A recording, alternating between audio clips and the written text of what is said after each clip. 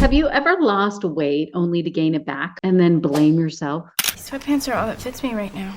That's not personal failure. That's diet culture, and it's designed to keep you trapped. So in this video, we're going to break down what diet culture really is. We're going to look how it messes with your mind, with your body, and what true freedom looks like. And I'm also going to share with you how to apply for a Peace with Food and Body Confidence session if you're ready to begin your healing. So my name is Marla Mervis-Hartmann. I'm creator of Love Your Body, Love Yourself, and I support people to do just that, get themselves out of the pressure of diet culture, the body shame, the food shame, all of that stuff, and become themselves.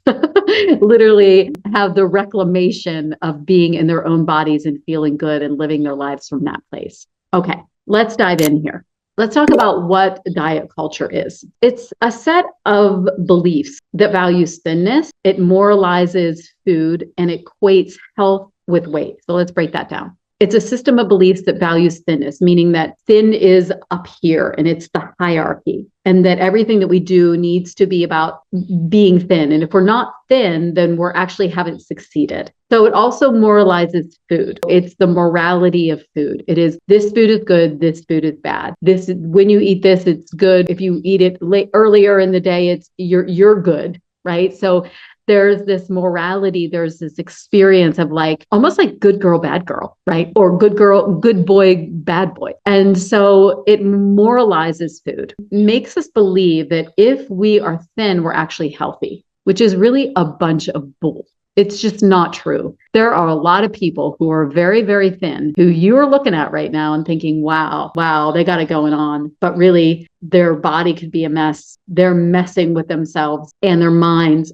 are cuckoo crazy. There are a lot of people that have a lot of flesh on them, and they are healthy because that is the body they're meant to be in. So diet culture teaches us to distrust our body. It teaches us to question. It puts, and this is on purpose, it puts what other people are saying, meaning ads, advertisements, it puts them in control of your mind. So don't ask your own body, buy this product, buy this diet. We will tell you what to do, right? Diet culture also says that your worthiness comes from you controlling, from shrinking, from being perfect. And I'll tell you what it does. Diet culture creates that binge-restrict-shame cycle. So if you've been around my world, you've heard me talk about it. So it's that restriction.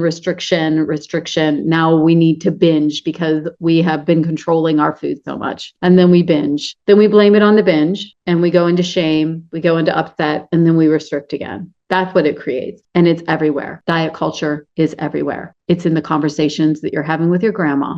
It's at the doctor's office when they start questioning your weight. And obviously it's on Instagram, right?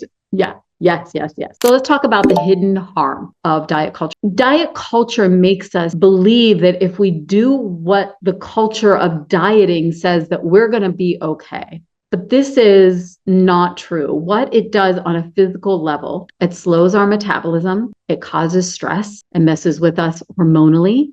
We think about what we're actually wanting to do, what diet culture is saying, be thin, right? What does stress create? Stress creates binge eating. It creates us literally dieting and lowering our metabolism. It's like the opposite of what we're actually wanting if you're still in that idea that thin is the best, right? And it messes with your hormones. Holy man, dieting is not the way to go. It creates such havoc. And then emotionally, what is it doing? It creates anxiety, body hatred. It makes us not trust our bodies.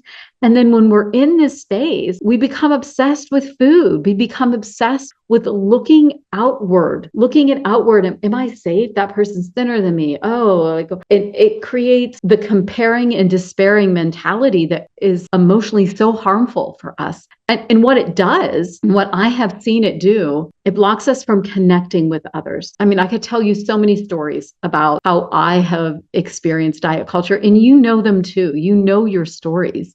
You know when someone in your family tells you, oh, you're eating that much, or people are talking about their food all the time, or they're saying apologies about their body. All of this is diet culture. It is everywhere. And when you begin to notice it, you'll become aware that it's even more, It's even more prevalent. I can remember when I became very aware of all of this, how I was harming my body, how I was in so much emotional turmoil. And I would begin to notice how that was affecting my relationships and how I wasn't able to show up because I was so uncomfortable in my own body that I wasn't able to see the person right in front of me. So many missed opportunities of connection, of love, because I was so obsessed, because I drank the Kool-Aid. I drank the Kool-Aid that being thin mattered. And this is the crazy thing. I actually got the body. I actually got the thin body.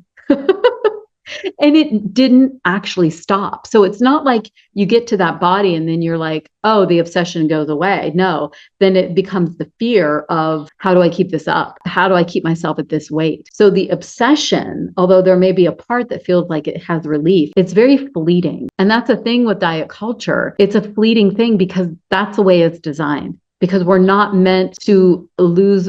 Like by design, diet culture is like, okay, you'll lose weight, you'll feel good about yourself, and then you'll gain it back, and then you'll feel bad about yourself. So then you'll buy more things. You won't blame the diet or the diet culture. You'll actually blame yourself. Crazy, right?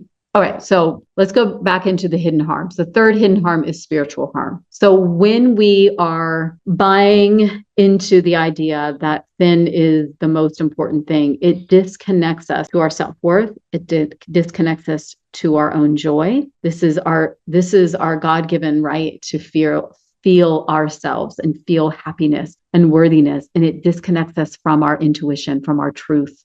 If you're in constant turmoil, that isn't your truth. That is not your truth when you're fighting yourself. So when we cannot even hear ourselves, and I don't know how many times people will say to me, I don't even know what you mean, listen to your body. How do I listen to my body? What does that even mean? That's what I'm talking about when we're so disconnected and we're getting all of our cues from the external. That's a spiritual harm. And it also obviously is harmful to your body as well. Okay, so let's talk about what real freedom actually looks like.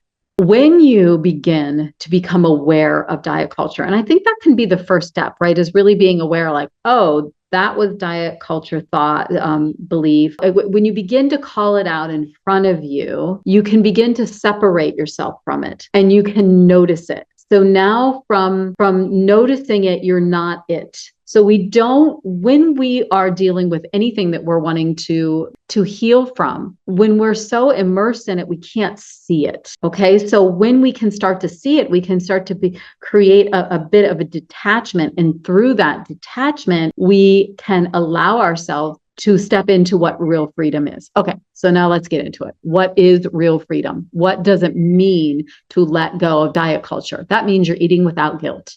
It doesn't have to mean that you're now like just going at it and hurting your body with food. That's not either. That's often the opposite of what people think. It's like, I'm allowed to now hurt my body and eat whatever I want. No. Sometimes it will take that, right? If you're in such a restriction, it'll take that moment of refeeding. But after that, with that real freedom, what that actually looks like is being able to listen to what your body wants. It's being able to say, you know what, I'm eating this thing because it's really, really good. Or, you know what, like if I eat that, I'm not going to feel real good after this, right? And so it is about at the end of the day, making your feelings about you and you're allowing yourself to feel into what you want so much more powerful and more true and alive in your mind, in your voice, that you're listening to that instead of what someone on Instagram said that you're not supposed to eat for 14 hours or whatever the story is, right? Whatever trend is going on right now. Okay, what does real freedom look like? Okay, eating without guilt, moving because it feels good, moving your body. As an exercise bulimic, I would move to punish. I would move to balance the food that I put in, not realizing that like the food actually needs energy, like it actually needs food because it needs the calories to actually run.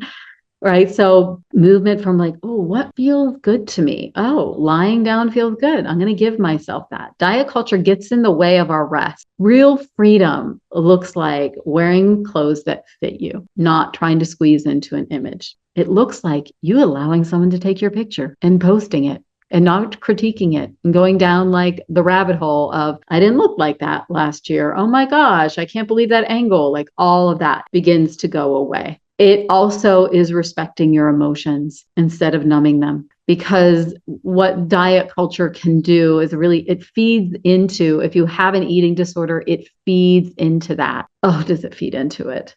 Right. And it gets in the way of actually feeling your emotions and allowing yourself to be with your emotions. And what real freedom looks like is feeling confident right now, not once you lost the weight. And that moves into everything. That moves into you allowing yourself to be seen, go on a date, apply for a job, go out with friends when you just overate.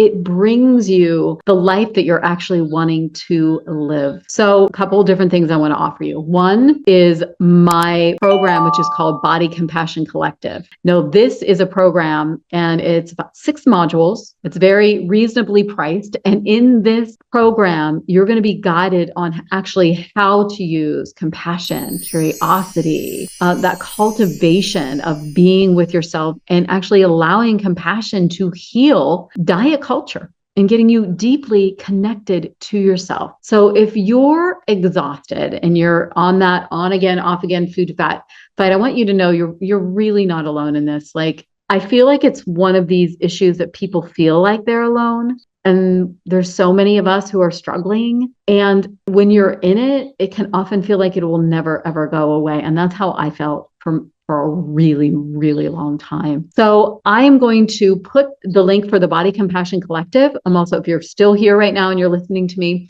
I'm going to give you access to apply for the Peace with Food and Body Confidence session. So you'll apply there to do a one-on-one free session with me where we're going to uncover how diet culture is taking your life force and what freedom could look like for you, what is in the way for you. And I'm going to give you some really powerful tools and action steps that you can take. And there's no obligation to move forward if you don't want to. But if you do, we can talk about that. But I don't hold back on these sessions because if you're leaning in, I want to lean back because I want you to feel better now. Okay. Hopefully this was helpful. All the links are below. Mwah! Sending you all so much love.